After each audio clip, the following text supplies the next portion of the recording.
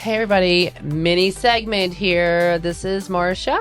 And I'm Megan, and today on HR After Dark, we are going to talk about the importance and fundamentals of how to outsource your HR department.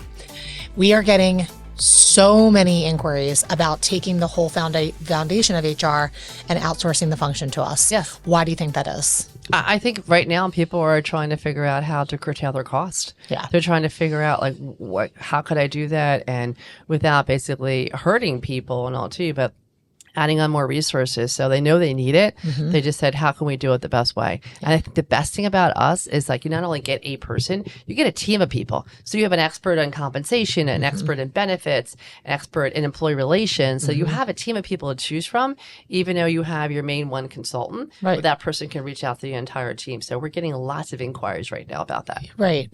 And I also think if, you're a growing business and you're not big enough for a full-time person, right. It makes total sense to think about how do I get the basics down, get exactly what I need, and then also as we continue to grow, what am I going to need down the road? It's funny you mentioned that. I had a client of mine call me. They had their HR person they left actually, and she was pretty highly compensated for a company of only 55 employees.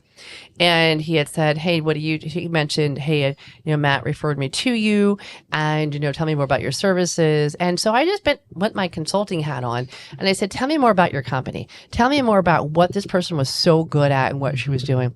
And he said, this person was really good at culture, birthday parties, different things like that, made everybody feel welcome. Everybody's back in the office. It was that person almost like a glue. Yeah. And I said, well, then, to be honest with you, you don't want to outsource your HR then. You want to hire a person to replace that person, but maybe not spend as much because what you were spending was really a crazy number. Right. And I said, you don't really need that. Right. I said, you could use us to help you in regards to complementary, but I said, you don't need that. And so we have to be really honest with our clients sometimes. Yes. We could always get business out there, but I would rather be really honest with them about what they need, what they don't need. There were 55 employees. I said, they're ready. If you have your culture and it's already done and it's really important to you, having more maybe a director instead of a senior director, I said, you really don't need that. I said, you're also going to save you a lot of money. I said, but figure out what you really need first. But we come in when we have clients, usually under 100 employees, that just feel very frustrated with their HR, or maybe somebody left. They don't want to rehire that person. They're not finding the quality that they needed before. That's when we come in. And we do a really good job of what we try to do, but we try to be very specific about what you're paying for. Right. Outsourcing is not right for everybody. No, it's not. And you have to be, like you said, the honesty and transparency when it comes to what your clients actually need. Yes. I think, when you're thinking about what type of impact you can make with an hourly outsourced model or a retainer model, whatever it's going to be, you have to have that person. A lot of times they don't understand what they even need. Right. And so we start with an assessment. Yep. And we look at every part of it and say, here's what you're doing really well. Here's where we could potentially find room to improve what you have. And then here's what you're going to need as you continue to grow and build on your team or whatever direction you're going in. Right. So I'm also seeing a lot right now in the M&A space, thinking about a transaction and whether companies are merging or there's some type of buyout. It's really important to assess what the people part of the business looks like and how we can kind of help them make adjustments on the people function part, so the people operations. Big time. And so I'm seeing a lot of that right now as well. Yeah, we just get asked a lot of questions, but I think it comes down to cost. I hate to say that, but they do. I mean, you're still going to pay a cost for outsourcing and all, but I mean, you talk about to a CEO, we're on the expense side of the house, an income statement. Yeah. We're not on the balance sheet. Sure. We're not they're not paying now benefits. They're not paying unemployment, taxes and all. They're basically just paying an expense, and we take care of all that. Yeah. No, it's a real, that is a CEO to CEO easy conversation, right? Yeah. So it's not, HR is not designed to come in and take somebody's job. You're either a complement to a team or you are the team. Yes. When it comes to this, this model, thinking about what, if you are a growing business and you're not ready for an internal HR person, what are the absolute basics that you need as a founder? you need some structure. You need a handbook. You need to basically have a system for your compensation.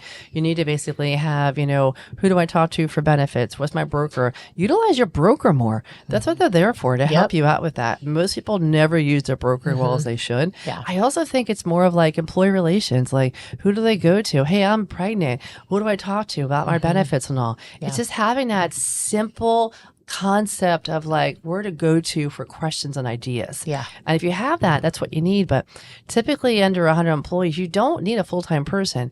But I do see with all the employment laws, I'm starting to see usually a full-time person around 50 people. Yeah. Even that is maybe up and down. But I do think, a lot of our consultants are working 3 days a week at a client. Yep. And they're still getting everything done. And I think a client likes it. And they're saying, I know I want to keep what we're having right now. We're not going to hit more than 100 employees. And I don't want to add more headcount. So do you mind if we keep using your services? And so we do a lot of that too. Yeah. And you know what I love? I think people are surprised to hear is that when one of our HR advisors starts with them, you have the same person every time. Yeah.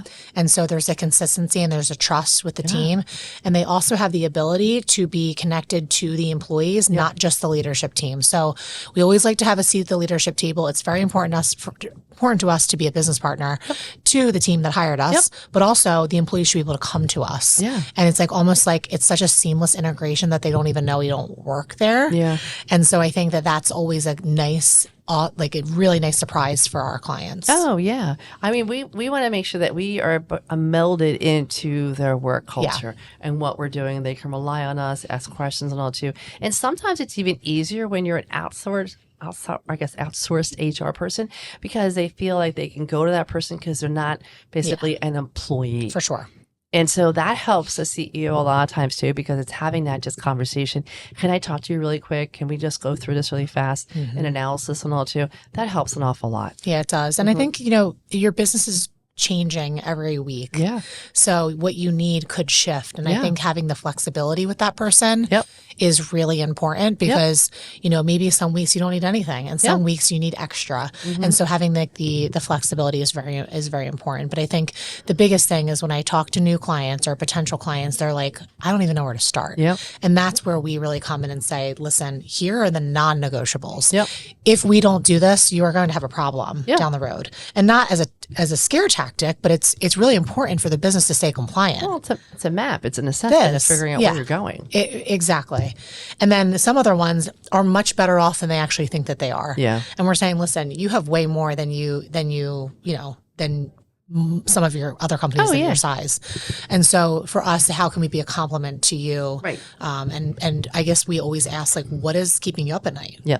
And that's where the conversation goes. But don't be cheap. Don't put your HR and recruiting. I really do believe they should be separate. Yeah. I think recruiters love recruiting and HR love HR. Yep. And it's really rare, very rare to find somebody that likes both so much. For sure. And so if you need a lot of recruiting, don't be hiring a person that says, I'm going to do recruiting too. Like, use that separate, because I think it's going to backfire down the road. Yeah. They're different behaviors still. So many great ideas, so many great things here. No, this is great. Yeah. And I think we could talk about HR outsourcing all day. Yeah. So it's a great time for the fractional model, great time for an interim model. And well, think about it. There's CMOs now. There's interim COOs. There's interim IT. There's interim finance. It just makes sense to have an interim HR on that side. If a company really wants to save that money and put us under expense and have basically their product and they're working on that instead, that's what you do. Yep. That's what you do. So you get bigger and all. And sometimes you get bigger and they still want to do the interim. Yeah. And that's okay. Yeah. And that's great. So if you're a business that needs to think about outsourcing your HR, whether it's, whether you just needed to know if they should outsource or hire in-house, we will be the ones to tell you that. And Absolutely. so, it's a perfect time to think about the trajectory of where the business is going. And, we're happy to help anybody. So fun. I love these mini segments. These are fun. So fun. Love it. Yeah. Well, thanks everybody for joining us. I'm Megan. I'm Marcia. And we'll catch you next time. Take care.